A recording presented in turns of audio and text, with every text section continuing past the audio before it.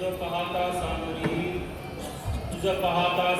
तुझी न फिरे माघारी माझ्या चित्ता तुझा पाया मिठी पडली पंढरीराया मोही सारिता निराळी लवण वेळविता गळे माझ्या चित्ता तुझा पाया मिठी पडली पंढरीराया तुका म्हणे बळी तुका म्हणे बळी जीव दिला पाया तळी माझ्या चित्ता तुझा पाया मिठी पडली पंढरीराया विठ्ठला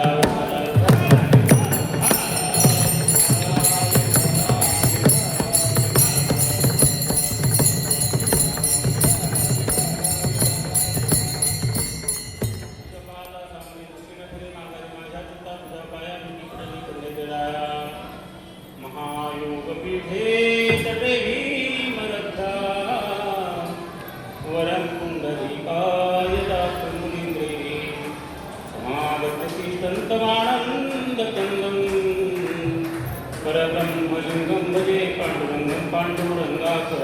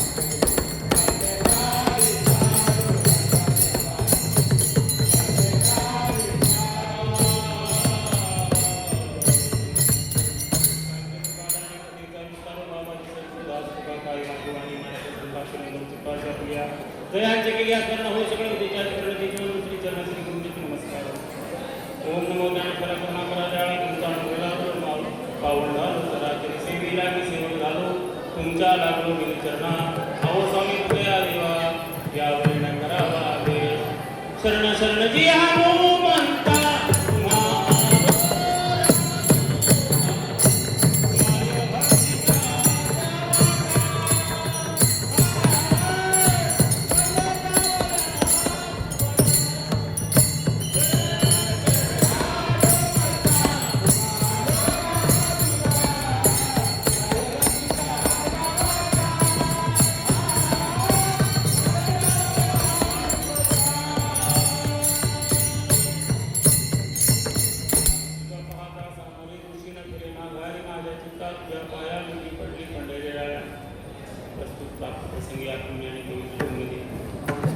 भगवान परमात्म्याच्या या रावळामध्ये गेल्या अनेक वर्षाची म्हणजे जो 30 वर्षाची ही अखंडित असणारी सेवा याही वर्षी सर्व हरिभक्तांच्या गुणीजनांच्या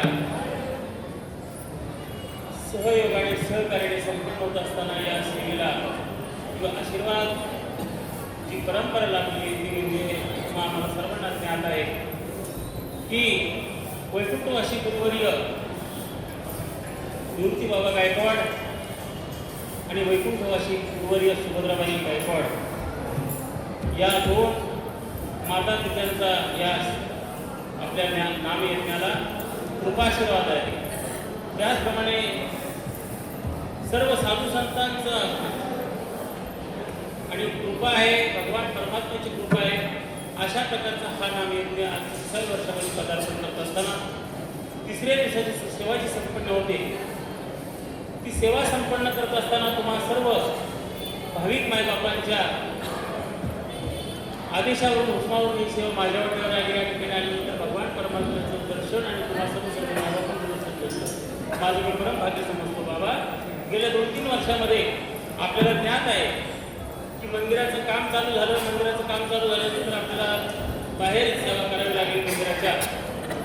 परंतु योग असा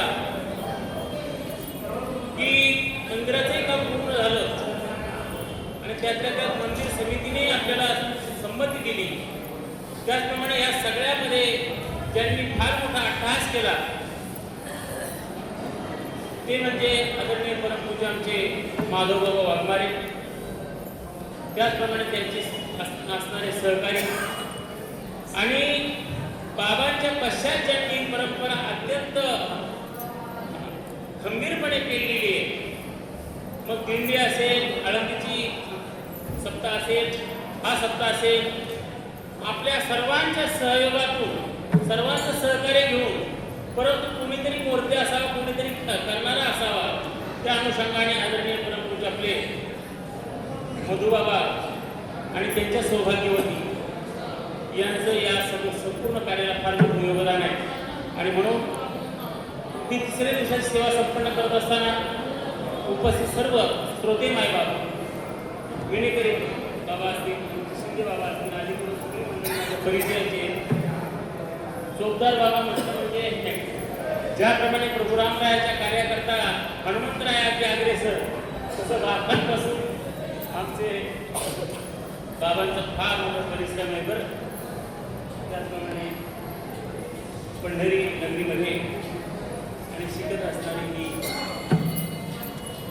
अध्यात्माचं शिक्षण, शालेय शिक्षण, त्याच्यामधून समृद्ध होऊन भविष्य काळातला हा परमार्थ करून येणारी ही सगळी बाळमंडळी, मृदंगाचार्य आणि त्याचप्रमाणे नाही बी येऊ शकून म्हणून ते पण आता आपल्या कृते म्हणून काय होतं, हे जर महाराष्ट्र भरत गेलं तर मला एवढंच येतं आणि तेवढं संपल्यानंतर मी घरी बसेल म्हणून मी काय ते एवढं शिकून कधी करून देत नाही. पण चला आता इथं नाही मिळायचं आहे, तिथं सगळ्याच गोष्टीला मान हलवायची असो. आपल्याला वेळ अगदी अपूर्ण आहे, अर्ध्या तासात आपली सेवा संपन्न करायची. तो तेव्हा सर्वांनी पुढं सरकून बसा. आताच सर्वांनी बाबा शिंदे बाबा या, सर्वांनी इकडे या, इथे इथे ही जागा पूर्ण करून घ्या. चला मावल्याला, चला चला चला.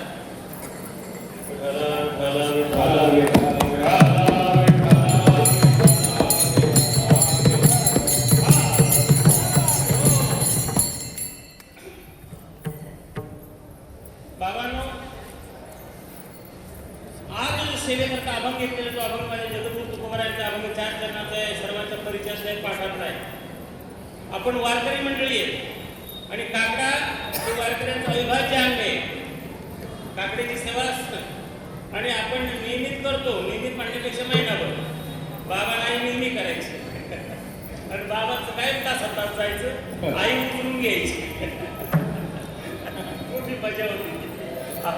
परंतु काकड्याची पहिलीच ओळ आणि पहिल्या ओळीतला पंचपदी झाल्यानंतर पहिल्या ओळीतला हा दुसरा अभंग आहे. सर्वांच्या परिचयात पाठवला आहे, तरी पण जवळजवळ कान पाठवला आहे. तसं काय आपण दाखवून कधी पाठ केलेलाच नाही. त्याच्यामुळे माझी चिंता तुझी पाहिजे असं चाललंय. किती तुम्हाला उतरवलं तरी तुम्ही त्याच तासावर असा प्रकारे असो. कारण बाबा ज्ञानोबा तुकोबारायांच्या भूमीतले आपण मंडळी आहोत आणि आपण शब्दांची पूजा केली पाहिजे. ज्ञानोबा तुकोबारायांचे शब्द म्हणजे सामान्य नाही बाबा, संतांचे शब्द. ते आता नाही रडू नको बाळा मी पाण्याला जाते तिकडे फसर वाटायचं. संतांचे शब्दांना फार मोठी धार आहे बाबा. संतांचे शब्दच नाही, एका एका अक्षरात असे माझा रमाकांत एवढं वजन आहे बरं का. आणि म्हणून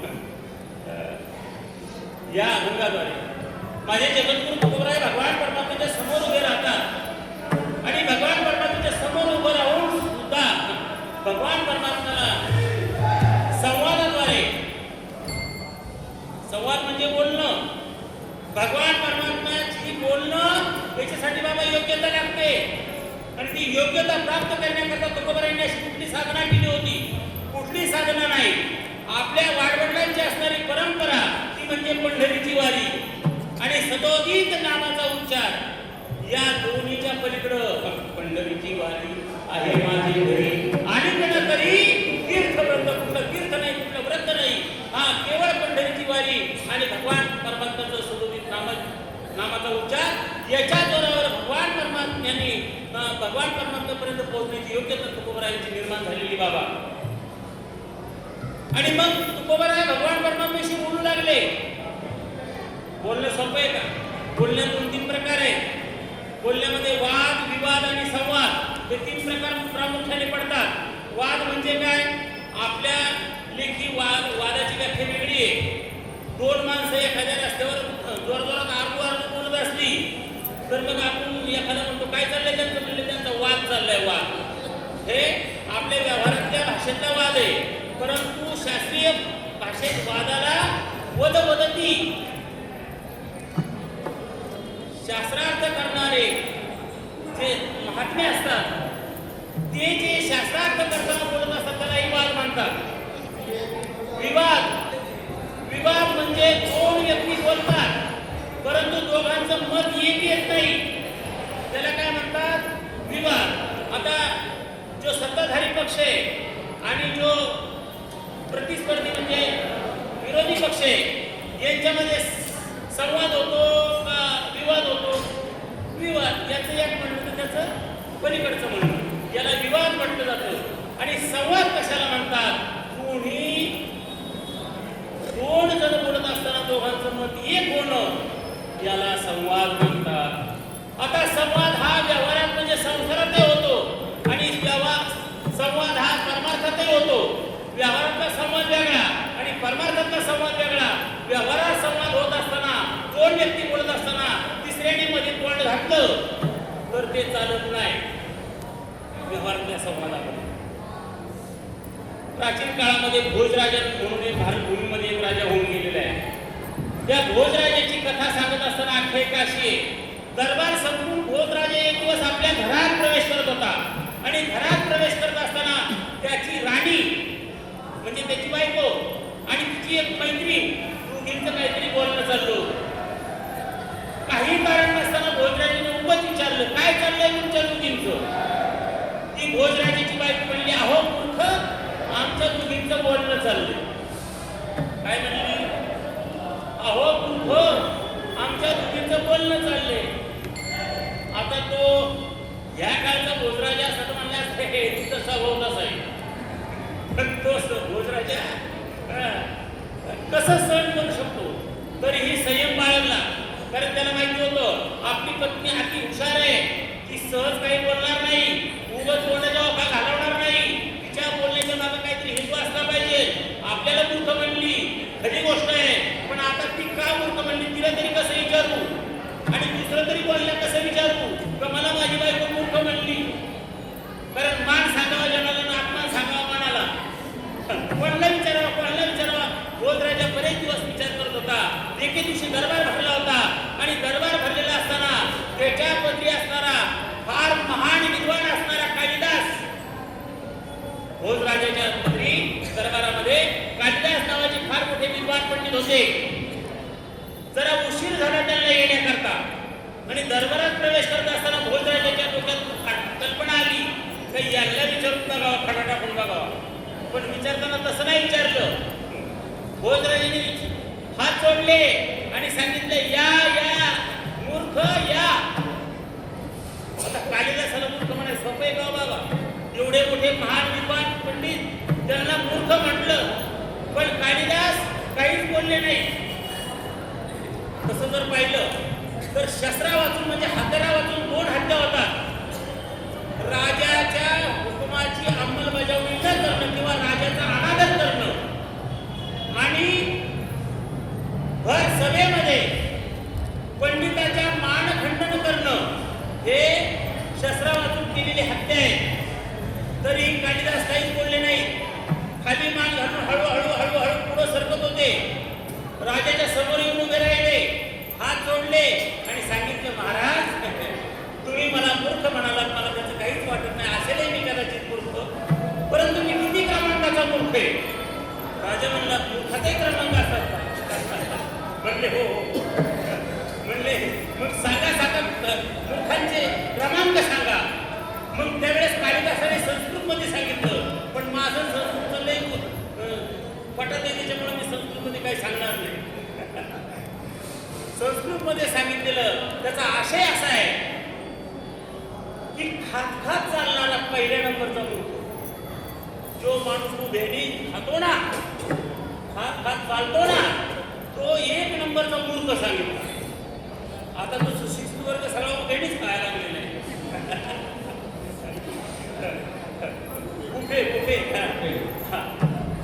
वाढते बाबा नेहमी सांगतात बाबा म्हणतात सुशिक्षित वर्गाने फार प्रगती केलेली आहे. आता ते उद्या सांगतील त्या प्रगतीचं सांगता आलं त्यांना तर. पण म्हणले त्यातली सगळ्यात उत्तम प्रगती अशी आहे की जनावरं जशी उभ्या उभ्या खातात तसं माणसं सुद्धा आता उभ्या उभ्या खाऊ लागलेली आहे. आता एकच करायचं बाकी आहे, जनावर सोडल्यानंतर जसं उभ्या उभ्याच बाकीच चाला तो तसं एकदा माणसाने उभ्या उभ्या चालू केलं तर कळत झाला.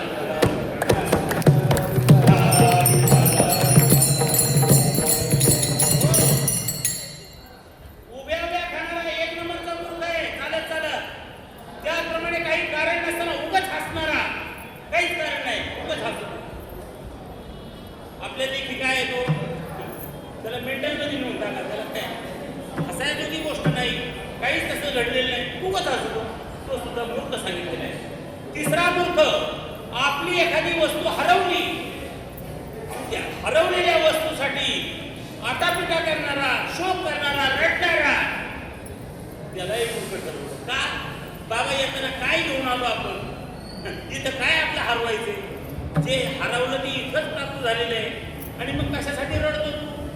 अरे एक पीक जर वाया गेलं तर माणसं 20 मिळून मरतात. किती मोठी आघातिकता आहे माणसांची.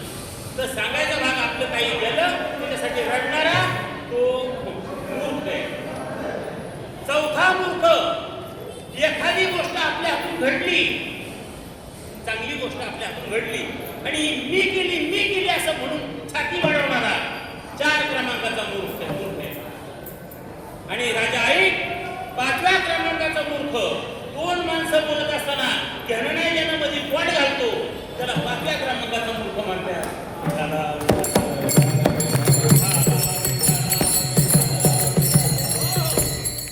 आपला क्रमांक कळला, काहीच बोलणार नाही. म्हणजे सांगायचा भाग आहे, संसाराच्या संवादामध्ये 2 व्यक्ती बोलत असताना तिसऱ्याने मध्ये तोंड घालू नये आणि परमार्थाच्या संवादामध्ये सगळ्या जगाने सहभाग घ्यावा, त्याच्यात कल्याण आहे. भगवान परमात्म्याने गीतेवरच्या मालकाने ज्या वेळेस कुरुक्षेत्रामध्ये अर्जुनाला गीता सांगितली, गीतेचे 18 अध्याय, प्रत्येक अध्यायाच्या शेवटी पुस्तिका आहे, श्रीकृष्ण अर्जुन संवाद आहे. त्या संवादामध्ये अख्ख्या जगाने भाग घ्यावा, कल्याणाचे.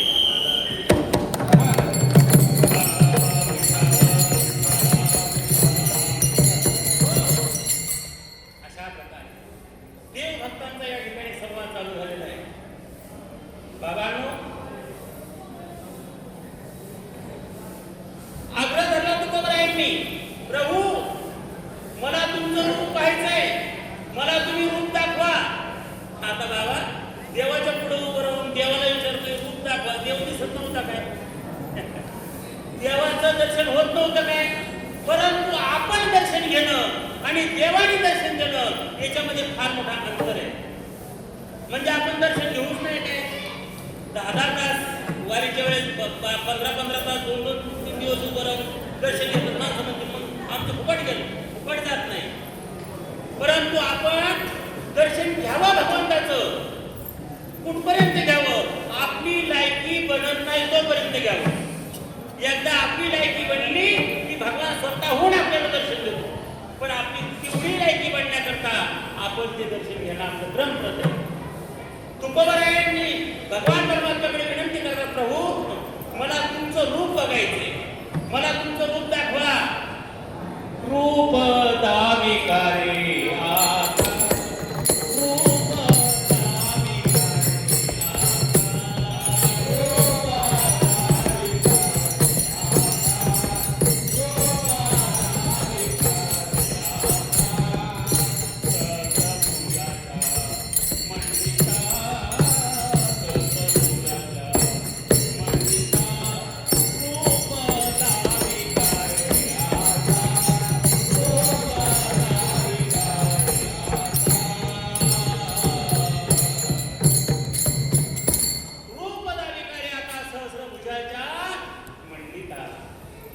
विरूप माझ गोपिकार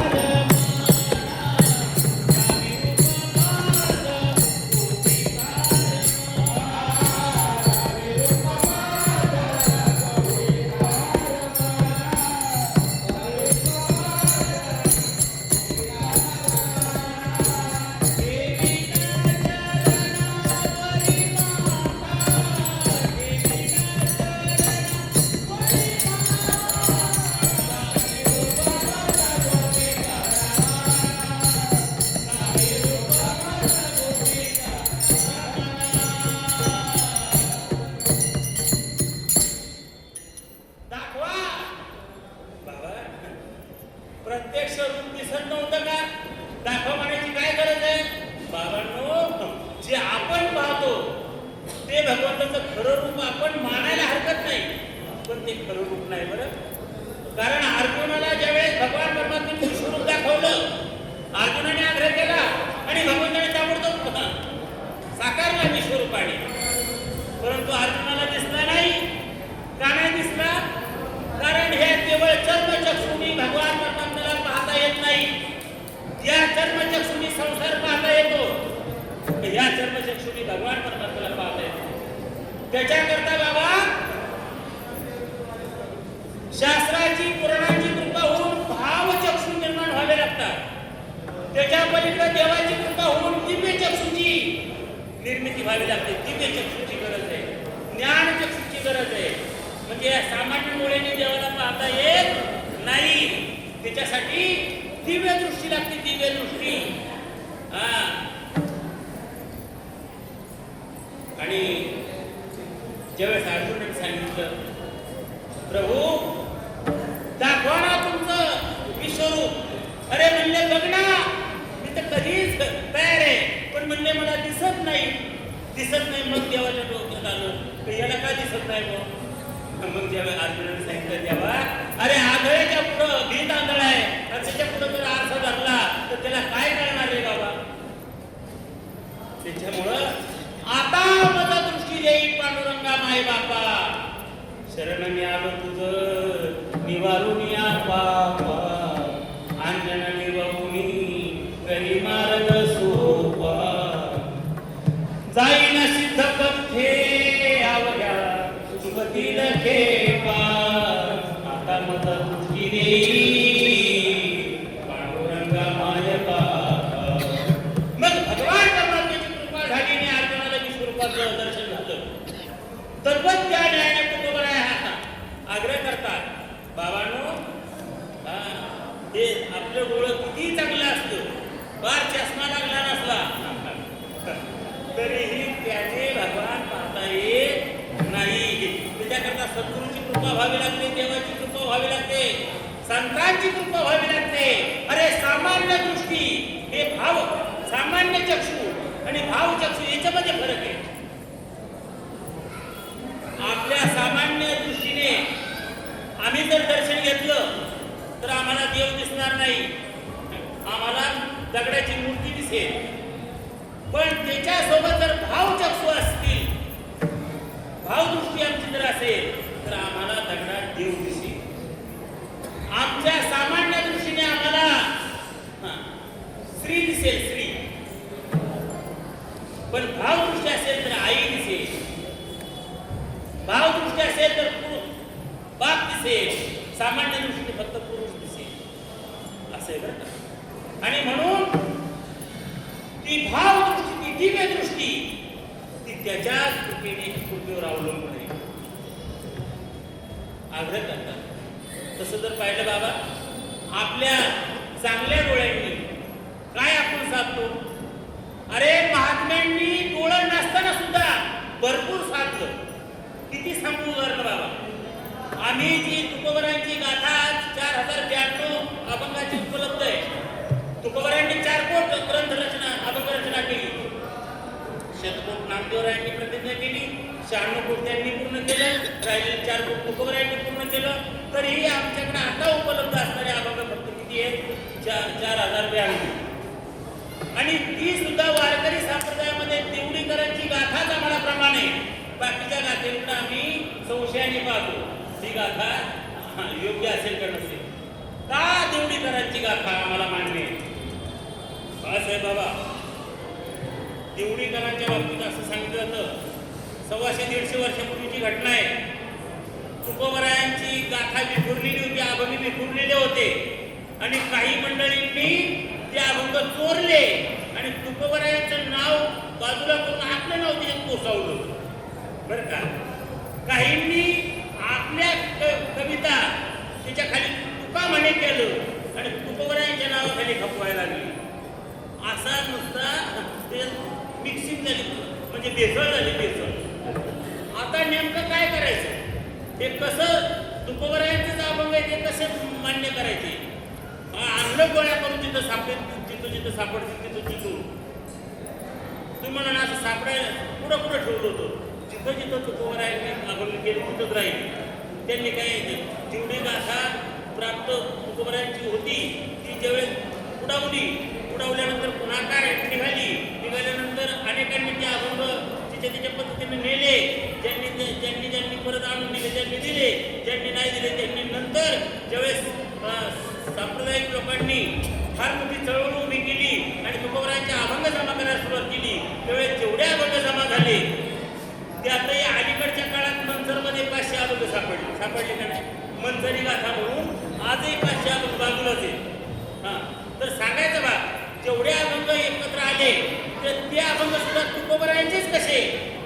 त्यावेळेस वारकरी संप्रदायाचे एक फार मोठे महात्मा होते, त्यांचं नाव होतं बाबुराव दादा देवडीकर. दोन्ही डोळ्याने आंधळे होते बाबा, दिसत नव्हतं, परंतु भगवान परमात्म्यावर आणि संतांच्या चरणावर इतकी निष्ठा होती. त्यांनी सांगितलं मी काम करतो ते कशाचं, गाथा संकलित करायचं काम.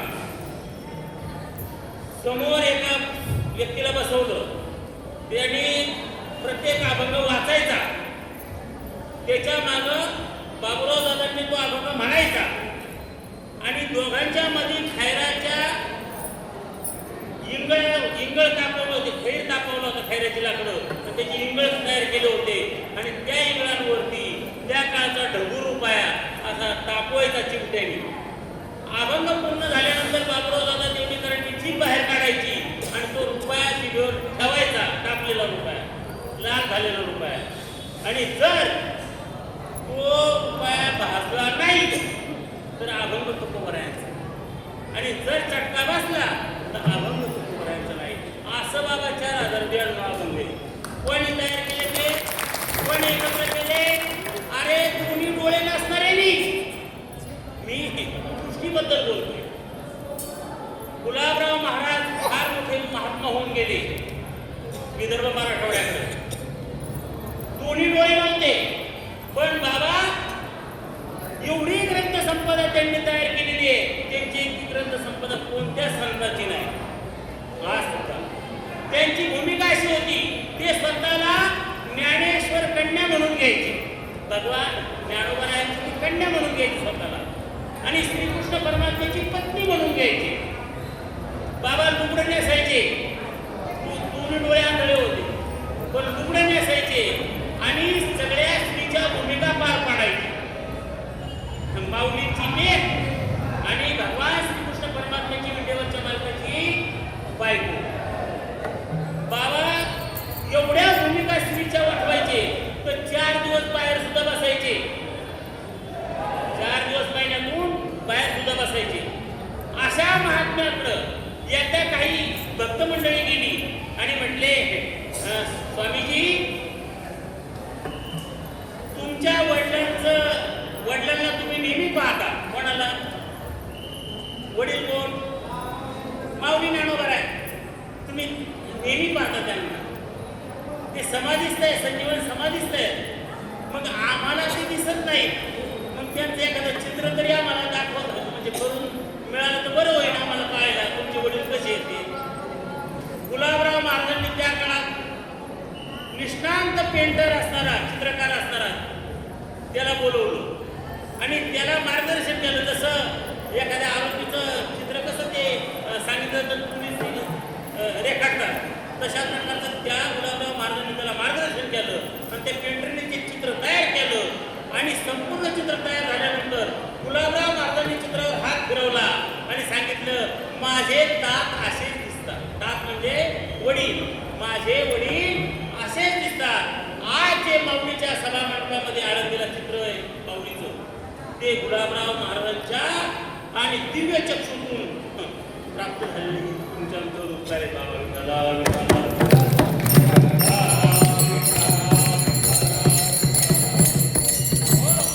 त्यानंतर माऊलींच्या वेगवेगळ्या प्रकारचे चित्र आपल्याला पाहायला मिळतात, पण जे गुलाबराव महाराजांचं मूळ चित्र आहे, जी मूळ प्रतिमा माऊलींची, ती गुलाबराव महाराज त्यांचे ते दोन्ही डोळ्याने अंध होते बाबा.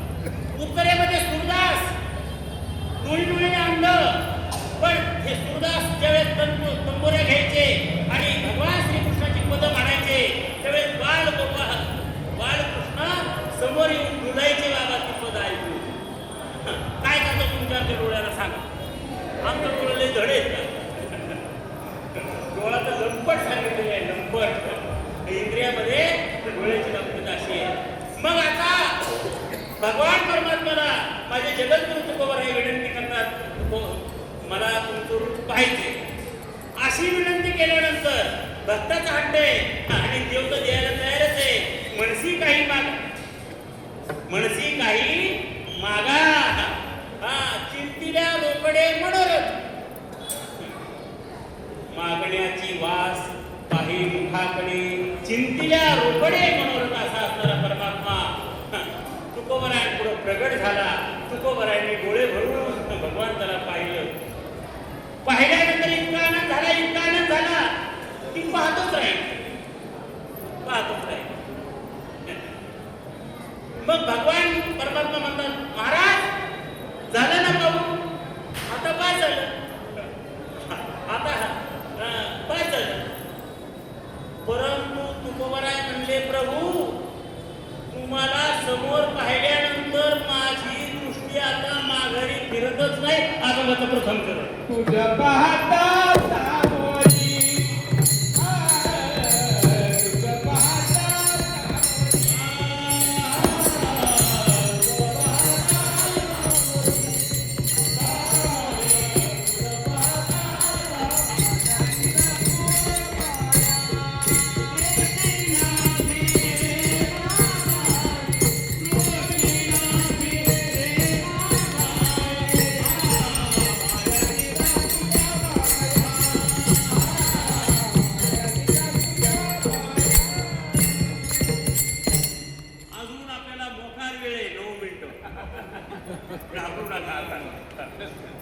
तुझं पाहता समोरील दृष्टी न फिरे माघारी. का दृष्टी मागे फिरत नाही बाबा?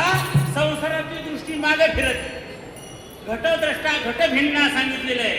कारण संसारामध्ये ज्या गोष्टीला पाहिजे ती गोष्ट कधी स्थिर राहत नाही, तिचा कायम बदल होत असतो. एका तासामागी कोटी वेळा दृष्टी होती जाती, दृष्टी पाहेत होती, प्रत्येक गोष्ट बदलत जाती आणि जी आकर्षकता आहे ती नंतर नाहीशी होती. म्हणून संसाराची दृष्टी मागे फिरत, परमार्थाची दृष्टी मागे फिरत नाही.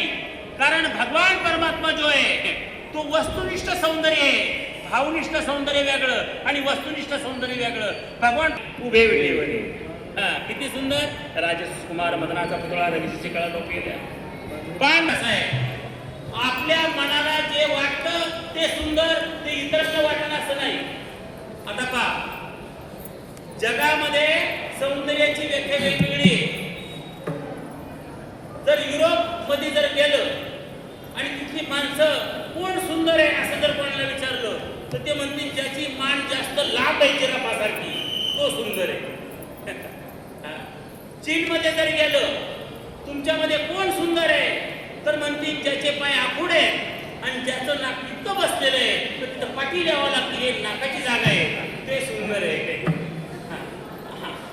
त्या आफ्रिकेमध्ये गेलं कोण सुंदर आहे?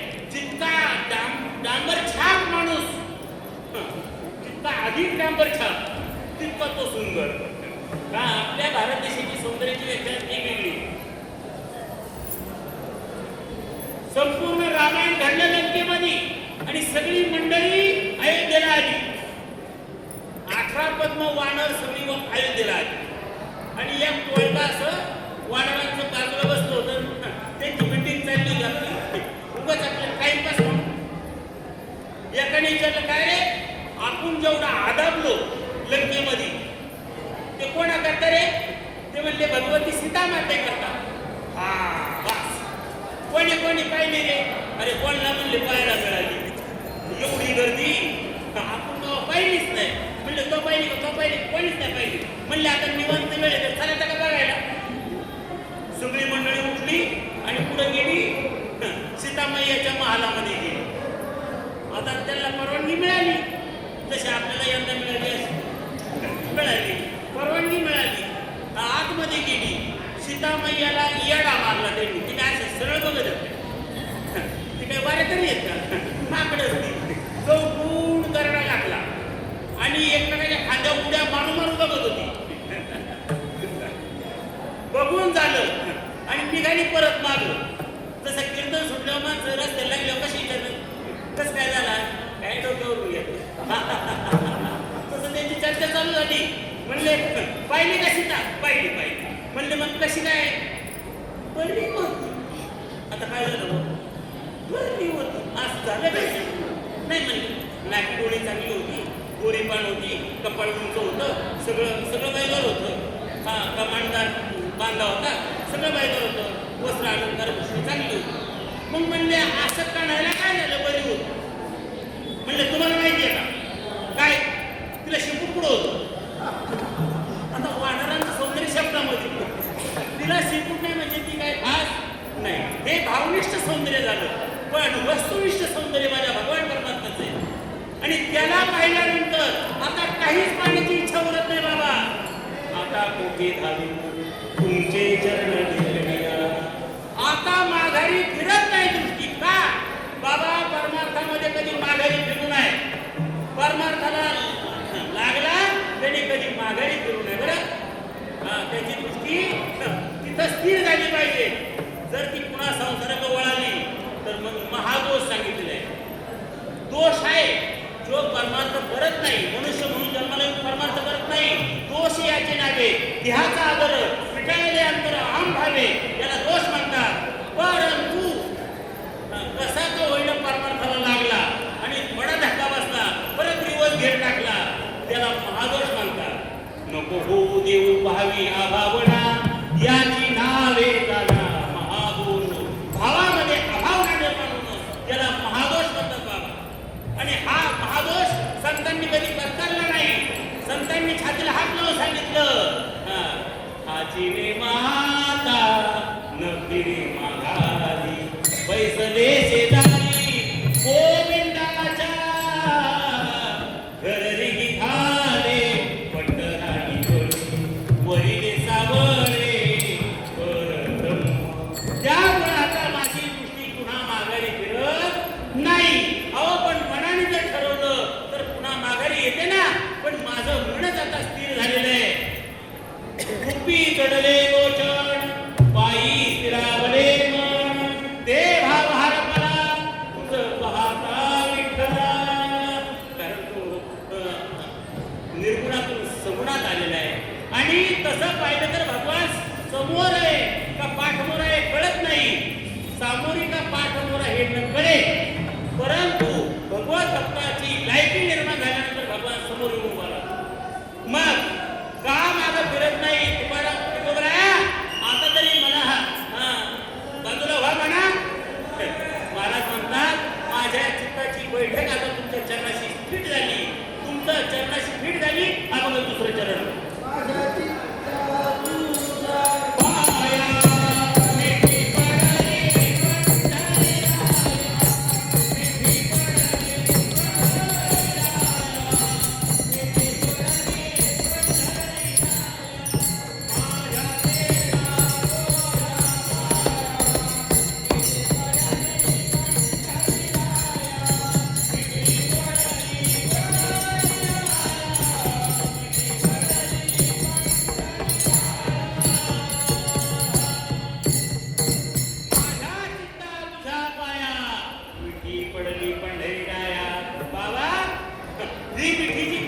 मिठी आहे ना ती सुटत नाही. आणि व्यवहारातली मिठी सुटल्याशिवाय राहत नाही. संसारातली मिठी कारण ती लोभाची मिठी असते. आणि परमार्थातली मिठी प्रेमाची आहे. प्रेमरसे बैसली मिठी आवडी लागी सुखासी. ही प्रेमाची मिठी सुटत नाही बाबा. आणि बाकीच्या संसारातले टकलं मिठी आहेत ना ते सुटतात. ती मिठी अशी पडलेली आहे. माझ्या चित्ता तुझ्या पाया मिठी पडली पंढरीराय गोपाल जय जय.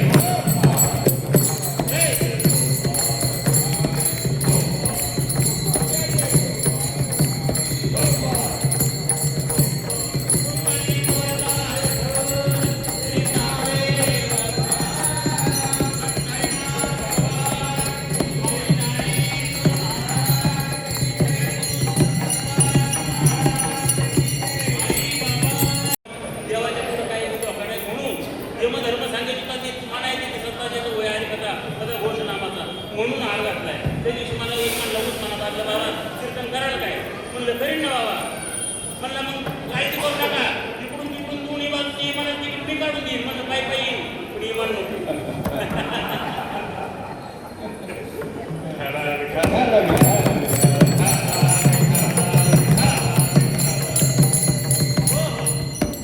अशा प्रकारे बाबा पुढं महाराज म्हणतात, प्रभू माझी अवस्था अशी झालेली आहे, ती मिठी सुटत नाही, तुमच्यापासून माझी नजर हटत नाही. याचं कारण असं आहे का भगवान परमात्म्याचे जे पाय आहेत ना बाबा, ते फार मोठे गुणाचे पाय आहेत. तुझ्या पाय माझे चित्त तुझे पाय राहे ऐसे तरी काही तो वेगळा. आणि याचं जोडून काय असतं, माझ्या चित्ता तुझ्या पाया आणि मिठी पडली पंढर राया. भगवान परमात्म्याच्या पायाचं वर्णन बाबा, पायामध्ये एवढी शक्ती आहे का ध्वज वज्र अंकुश वगैरे शुभचिन्ह पद्म वगैरे सगळी चिन्ह भगवंताच्या पायाची आहे.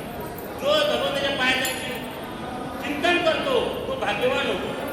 दुसरी महत्वाची गोष्ट भगवंताच्या पायाची महत्व असं आहे, भामदास महाराज म्हणतात उपमा देवी कवडी अंगा चरणी जन्मली पाय गंगा.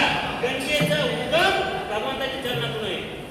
भीमा आणि चंद्रभागा तुझी चरणीची गंगा. अशा प्रकारे माझे भगवान परमात्म्याचे पाय आहेत. आणि ती शुभचिन्ह त्याच्यामध्ये पूर्वीच्या काळामध्ये ज्यावेळेस वर उजवायला आले कळतं का?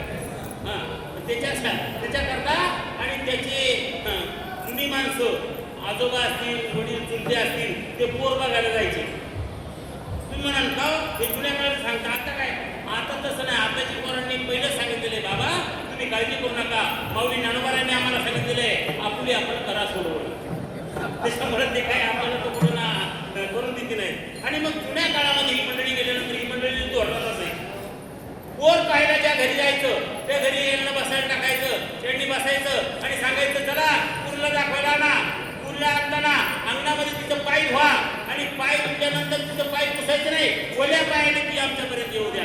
कारण सारवण्याच्या गोया होत्या, ते पाय तिच्यावर वठायचं आणि वठलेलं पाय मग अवगुणी आहेत का शुभलक्षणी आहेत हे त्या म्हाताऱ्यांना कळायचं. म्हणजे पायामध्ये मोठी भूम असते. तशा प्रकारची वस्तुस्थिती आहे. भगवान पाया परमात्म्याच्या पायामध्ये शक्ती आहे. का रे शिळा होती मनुष्य झाली, गोर कीर्ती वाखणली. याच्या चरणाच्या चालीनं चरणाची धूळ नुसती त्या दगडावर पडली तर दगडाची स्त्री झाली.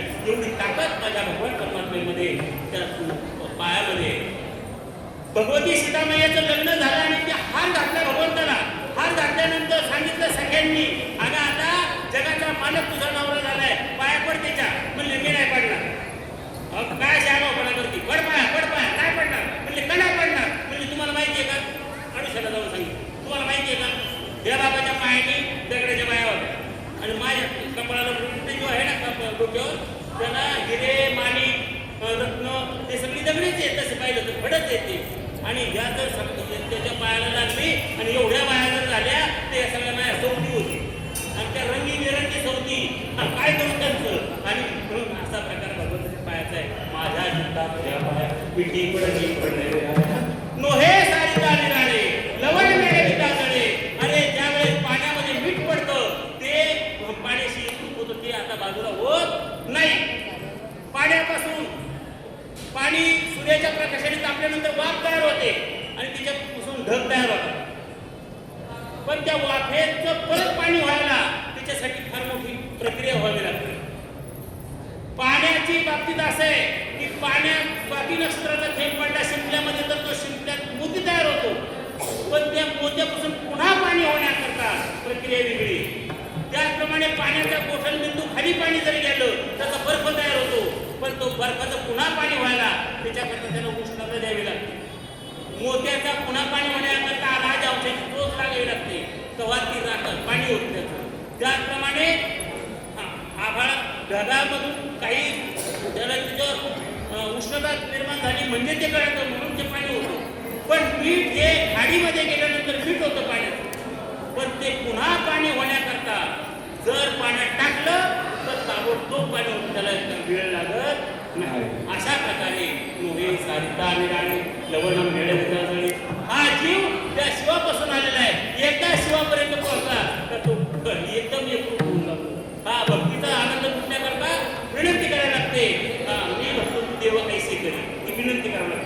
म्हणून तो एकरूप होतो. हा महत्वाचा भाग आहे. ज्ञानेश्वर माऊली.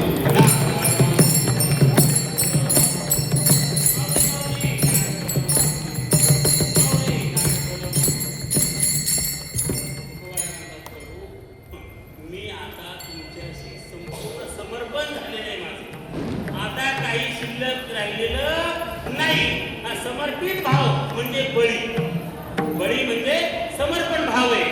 आता राजा बळीची कथा आणि हा समर्पण भाव याला एकमेकाशी परस्पर जुळत नाही बरं का. त्याचा कथा भाग याचा विस्तृत भाग वेगळा आहे. परंतु आपला टाईम झालेला आहे आणि ते आता चर डोळ्याचा अर्थ नाही. प्रसादापुरतं कीर्तन करावं या ठिकाणी. प्रसाद थोडा असावा. हां, गावाकडे आपल्या 2-2.5 तास केलं तरी काही हरकत नाही. 12-12 तास केलं तरी हरकत नाही. काही केलेलं आहे 12-12 तास. परंतु आता आपण एवढा आवाज करायचं नाही. झालेली सेवा भगवंताची आणि संत चला कुठल्या प्रमाणे एका साधू संतांचं भजन करूया. ज्ञानेश्वर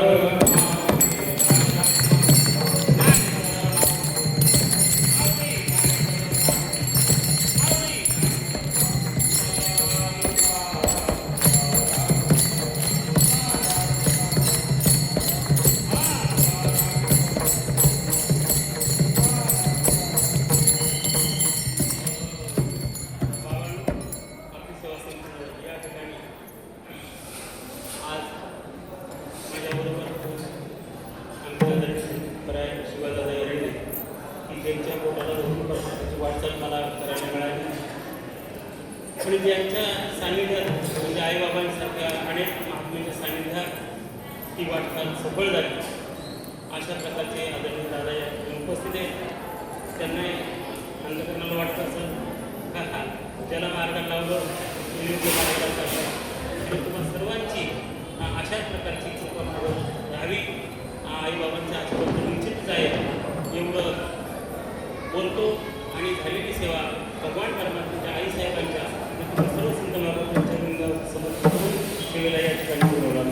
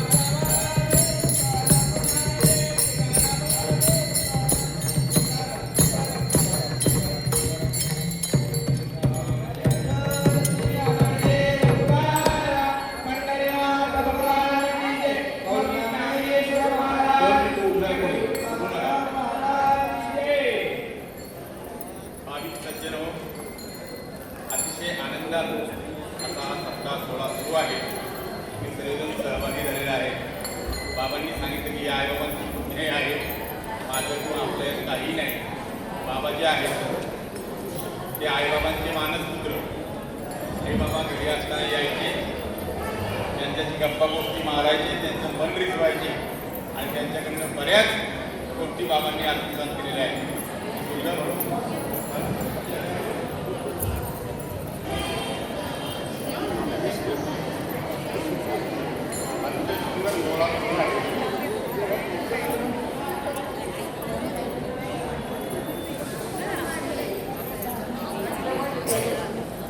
मागच्या वेळेला सांगितलं की एखादी जे करायची असते तर पूर्ण तयारी करायची. त्यांना सांगायला गोष्टी विशेष वाटतं की बाबा काय करतात, कीर्तन करून पंगत देतात. त्याचप्रमाणे वाळके बाबाही तेच करतात. ते कीर्तन करायचं की पंगत घ्यायची. हे सगळं तुमच्या सर्वांच्या सहकार्यामुळं आहे, तुमच्या सगळ्या शुभाशीर्वादामुळे आहे. कोणी युक्त नाही. ते सर्व माझ्याबरोबर आहात म्हणून आजचे समाधान आहे. चाललेला लाजू सोहळा आहे. आता सूर्यचंद्र आहे तोपर्यंत दूर राहावा. बाबांना पांडुरंगाचा म्हणून फळ आणि बाबा मानाचा प्रेम आणि उपरा देऊन सन्मान करायचा. बाबा जे करायची त्यांचीच परंपरा मी पुढे चालू होती आहे. वाकुलिकांनी तर हे होत नाही.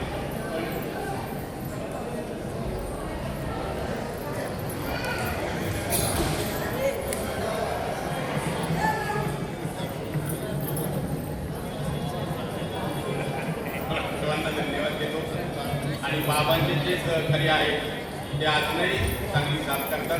त्यामुळे सर्वांच्या सहकार्याने चाललेला हा नामयज्ञ असाच चालत राहून बाबांनी जी स्फूर्ती आम्हाला दिलेली आहे, बालके बाबा असतील किंवा रुपारी बाबा असतील, स्फूर्ती अशी सदैव राहो. पांडुरंगाने तुम्हा सर्वांवरही कृपा करावी अशी विनंती करतो. बाबांना